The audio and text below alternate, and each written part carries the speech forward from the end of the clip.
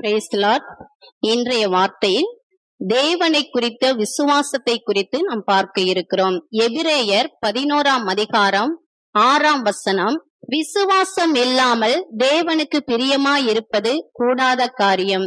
ஏனென்றால் தேவனிடத்தில் சேருகிறவன் அவர் உண்டென்றும் அவர் தம்மை தேடுகிறவர்களுக்கு பலன் அளிக்கிறார் என்றும் விசுவாசிக்க வேண்டும்.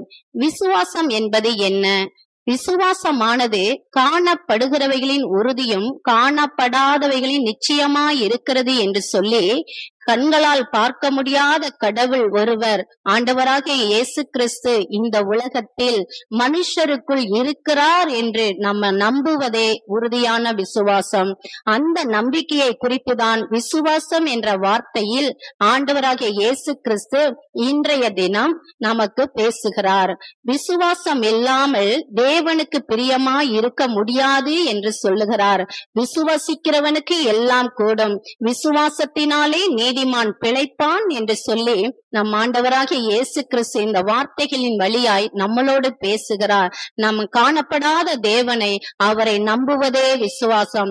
அவரை நம்பி முடியாததை முடிய பண்ணுகிற தேவன் என்று நாம் நம்புகிற பொழுது எல்லாவற்றையும் நம் வாழ்க்கையில செய்ய அவர் வல்லவராய் இருக்கிறார். நாம் அவரை நம்புவோம், அவரை பிடித்துக் கொள்ளுவோம், அவரை பின்பற்றி ஓடுவோம். விசுவாசத்தை துவக்கினவரும் விசுவாசத்தை முடிக்கிறவருமாகிய இயேசு கிறிஸ்து நமக்காக நியமித்திருக்கிற ஓட்டத்தில் பொறுமையாய் ஓட வேண்டும் என்று நமக்கு சொல்லப்படுகிறது.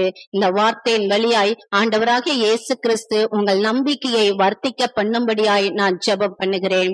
அன்பின் பரலோக தகப்பனே, நீர் விசுவாசத்தை குறித்து இந்த நாளில் நீர் எங்களோடு பேசியதற்காக உமக்கு நன்றி ராஜா.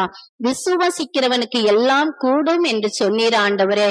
உம்மிடத்தில் விசுவாசம் உள்ளவன் இதோ தகப்பனே நீர் இருக்கிறீர் என்றும், இதோ தம்மிடத்தில் சேருகிறவர்களுக்கு நீர் பலன் அளிக்கிறீர் என்று நம்ப வேண்டும் என்று நீர் சொல்லி இருக்கிறீர் அப்பா.